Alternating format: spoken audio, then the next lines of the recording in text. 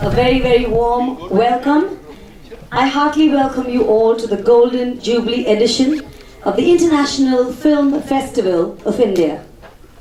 To mark the Golden Jubilee edition of the International Film Festival of India, the festival has introduced a very special Oscar retrospective section which celebrates some of the most outstanding films that have won the Best Film Award at the Oscars. This session will focus on these classic Oscar-winning films.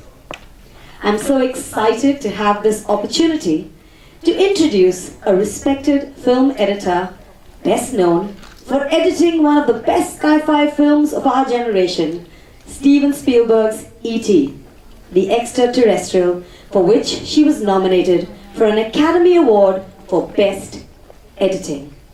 Ms. Carol Littleton. Please give her a big round of applause. Ms. Littleton is known for her prolific editing work in legendary films like The Big Chill, Silverado, The Accidental Tourist, Grand Canyon, Benny and June, and The Manchurian Candidate, just to name a very select few. In her 40-year career span, she has watched the Hollywood post-production industry evolve from the days of film editing until today's reliance on 100% digital technology. Once again, ladies and gentlemen, please put your hands together for Ms. Carol Littleton. Ma'am, may I request you to kindly come up and take a seat here.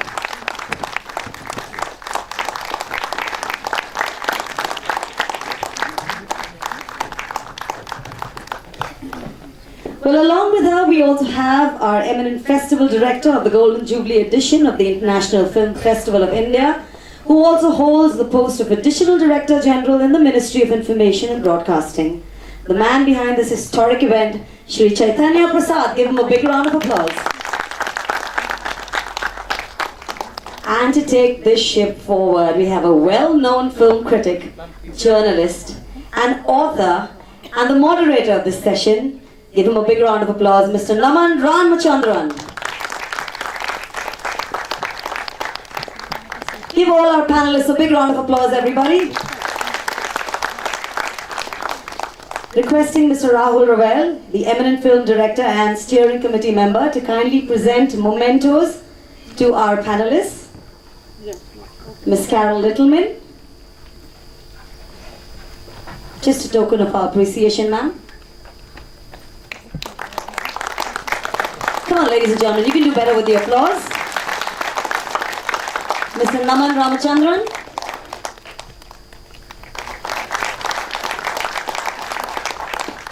And of course, Mr. Chaitanya Prasad.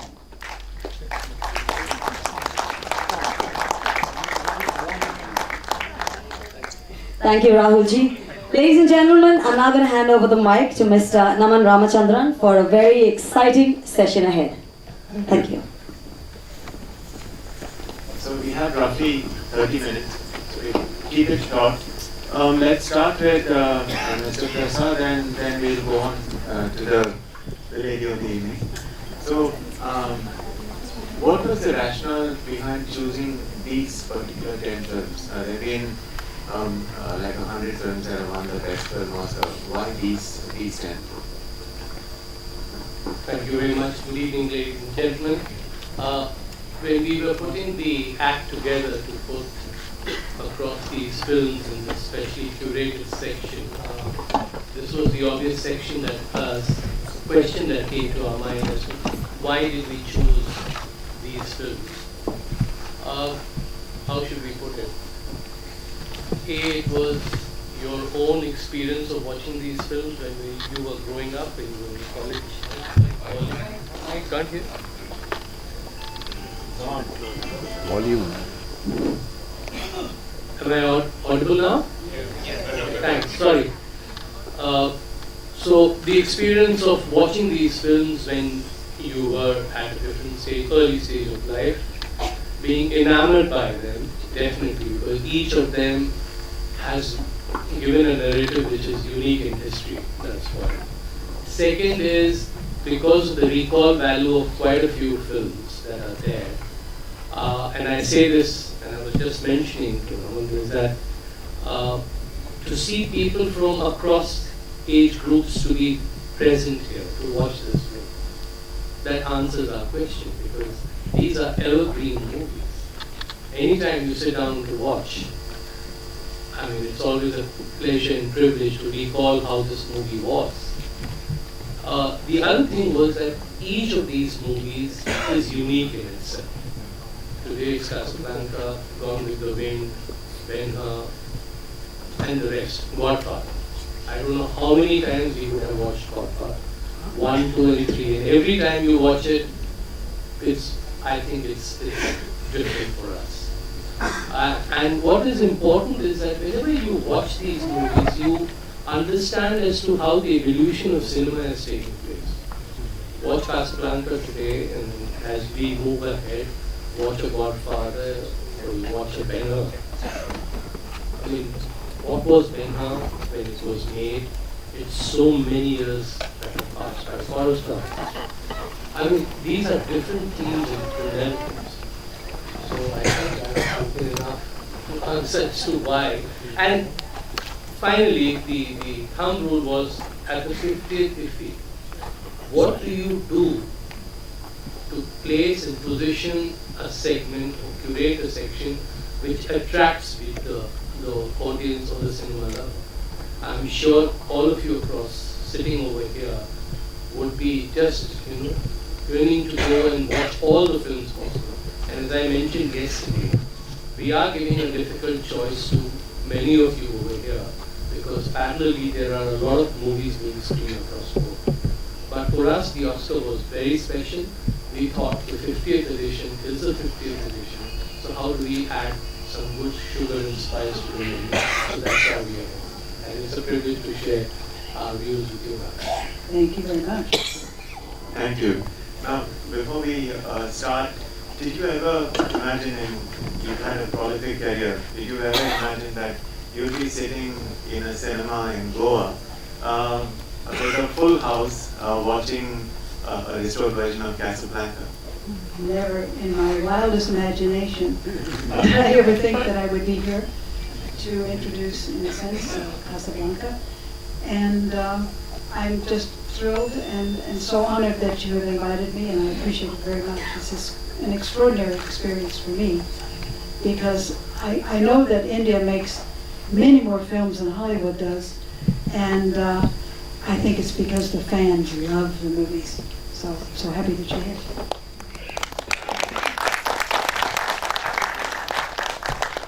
So before we get on to the academy itself, I'd like to ask you a couple of, just a broad question about the evolution of editing. So while we were speaking earlier, you said that you started off on a moviola and then to Steenbeck, and now it's all digital. So essentially, apart from the mechanics of editing, what has changed over the years? Well, I think you said that, I guess the main thing has been actually just the tools. The same mental process, we use the same mental process, and this hasn't changed a lot. But going from a moviola to a Steenbeck to a Chem to videotape and then to editing, 3 or 4 different editing systems in digital, has meant that this has been a lifetime of learning and of acquiring new skills, along with the, I guess you would say, the critical approach to editing films. So it's, I think that's one of the things that kind of keeps us old-timers going, knowing that every time we do a movie, it's a different experience with different people and different equipment and advances of science and in the industry. So it just keeps us on our toes. Thank you. Now, what wasn't mentioned earlier is that Carol is a governor of the Academy of Motion Picture Arts and Sciences. That's the body that gives out the Oscars every year.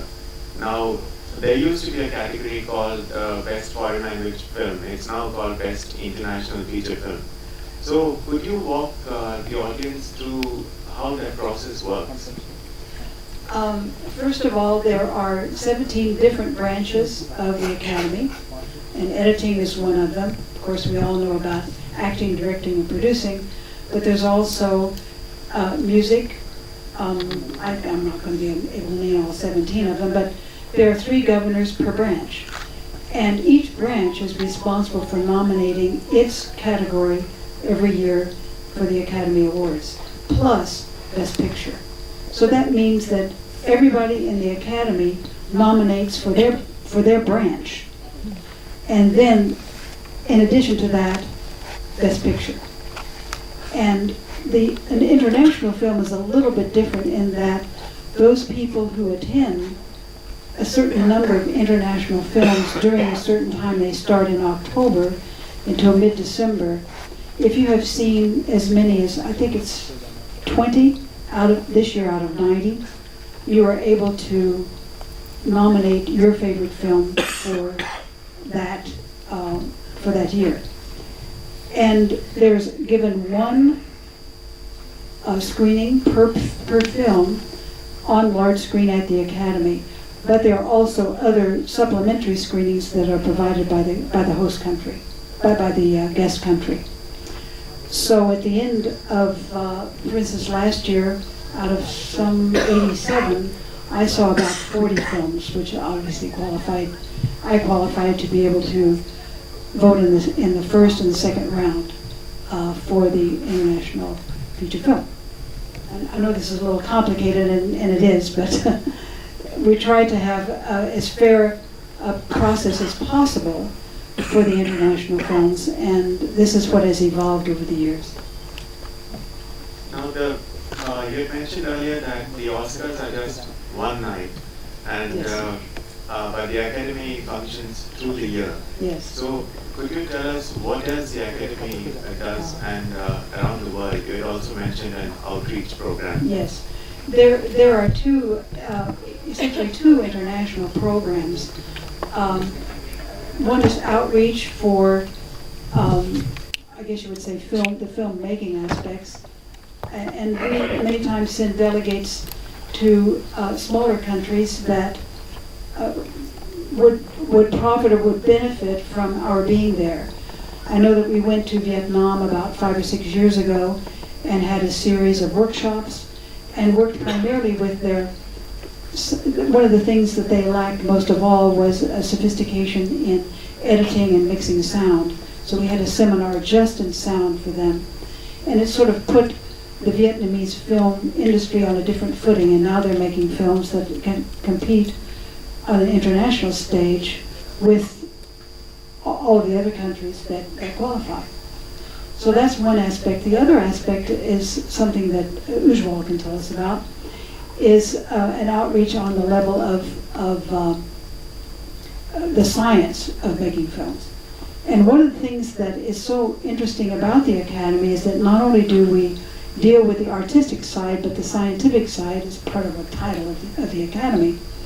The Academy of Motion Pictures, Arts and Sciences is equally important as are the artists'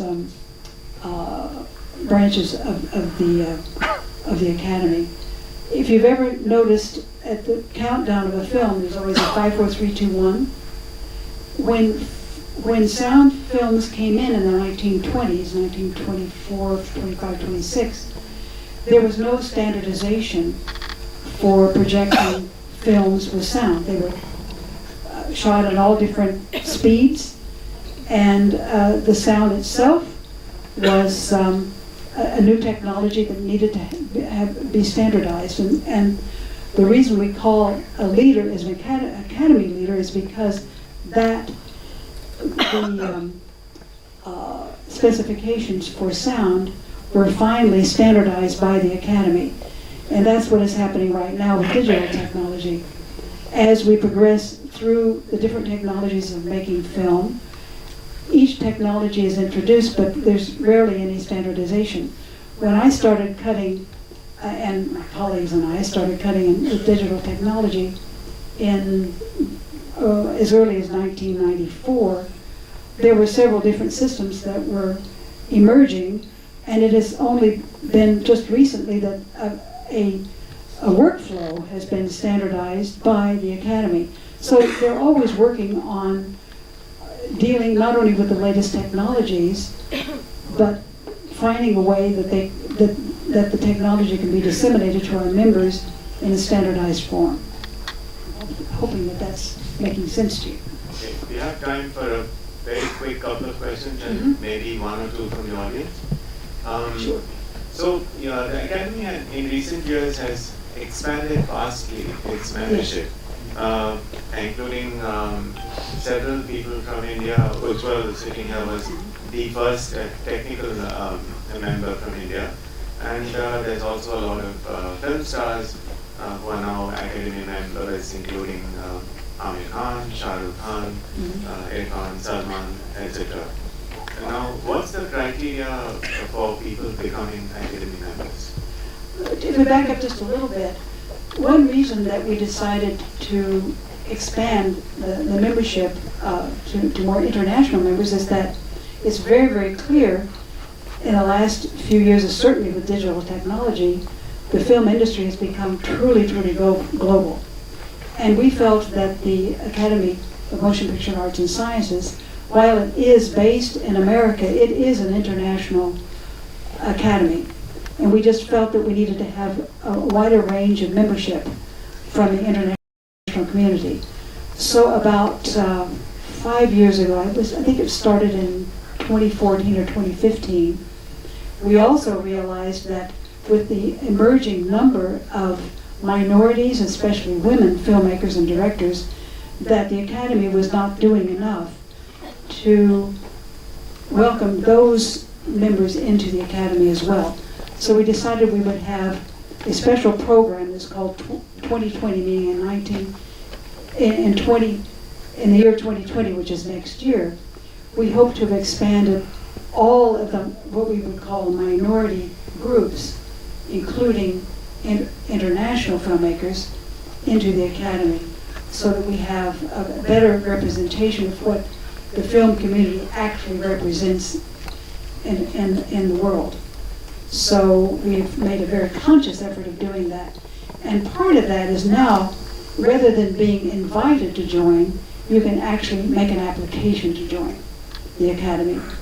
So anyone who feels that they have the proper number of credits and the artistry and the skills to become an Academy member, you need to be sponsored by at least 2 Academy members in the same branch. So if you were an editor in India and you felt that you had the sufficient number of credits and that you've had enough recognition in your own country, you could find 2 Academy members who would be willing to write a recommendation for you. That application would then go to your branch, and it has 2 or 3 other levels of scrutiny before you would be admitted to the Academy.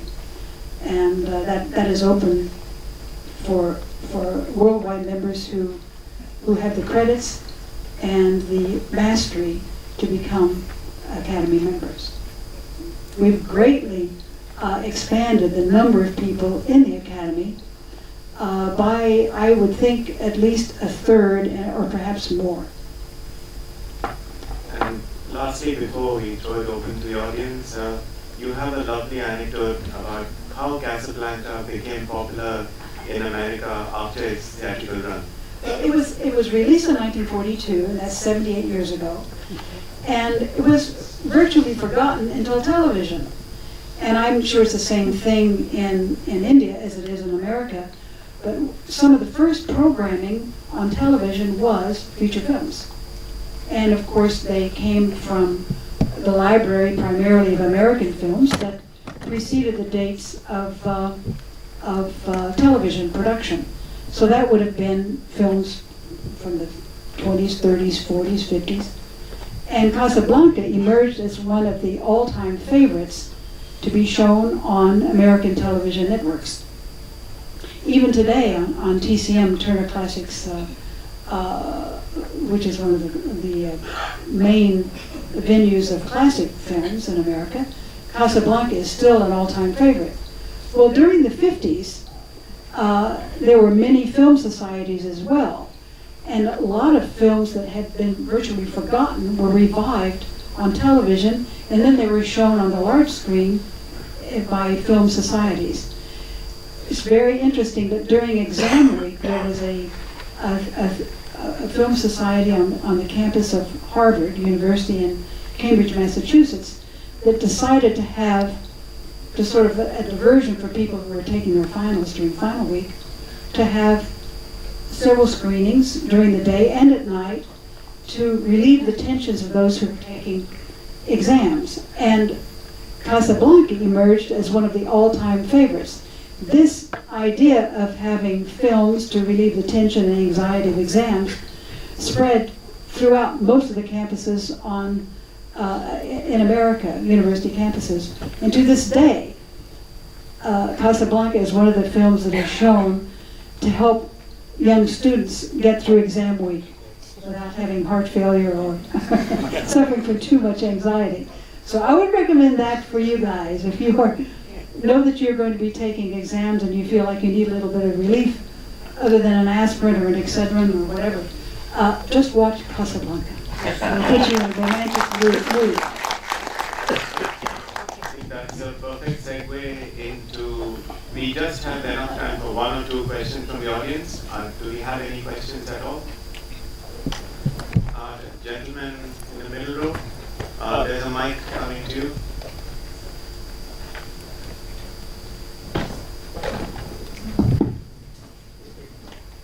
Considering normal working days, how long does it take for a film to be restored? Well, that would depend upon what, in what shape Like it's in this case? In this case, I honestly don't know that much about the restoration of Casablanca. I think that it was because it was made by Warner Brothers in 1942. I think that it was pretty well restored because it was, after all, an Academy Award-winning film, and they usually keep very good care of them. So I think it was primarily just a question of cleaning up the negative digitally and transferring it to a new negative, as well as to a new DCP or a new viewing copy, digital viewing copy. Other than that, I honestly don't have the history of the restoration of the film, I'm sorry to say. I think we can take one more question. The gentleman in the front, wait for the mic, please. I don't know whether my question is directly connected to this, but I wanted to suggest we should have a lot of American musicals from 1950s, 60s, 70s, which not many people have seen, like Singing in the Rain, Seven Brothers for Seven Brothers, like that. We should get such kind of, and also a lot of literary pieces, of all D.H. Lawrence, Kafka's movies, like that, one literary set of films which are made into films. I think that's for you. Well, so thank you very much. I think this would answer, my question stands answered. How tough was it to decide on the number, kind of movie? But as you said, you mentioned 2 or 3 movies which have been blockbusters and they have had their own bandwidth and space as far as their brilliance is concerned.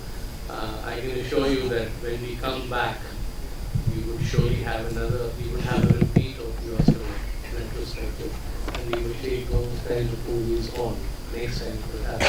As of now, we can't include any other movie because taking them into the programming is tough, it's difficult, it's a lot of work.